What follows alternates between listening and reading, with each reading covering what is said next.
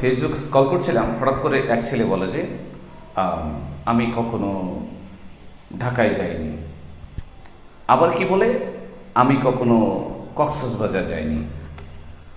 আমি তো অবাক হয়ে গেলাম, ঘটনা কি, ও এগুলো কেন বলছে? আবার দেখছি আবার বলে যে আমি কখনো সিলেট যাইনি। আমি মোটামুটি একটু কনফিউজ হয়ে গেলাম। তারপর আবার বলে যে আমি কখনো ধানমন্ডি যাইনি। এরকম মানে অনেকগুলো কথা বলছিল। তো পরে দেখলাম যে সে বলে যে কি, যদি আমি কখনো যাইনি, আমি কখনো যাইনি, এটার ইংরেজি হবে I never been. I never been.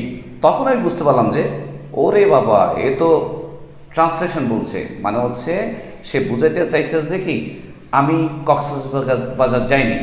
তার মানে হবে হচ্ছে I never been to Cox's Bazar. আমি কখনো সিলেট যাইনি, মানে I never been to Sylhet.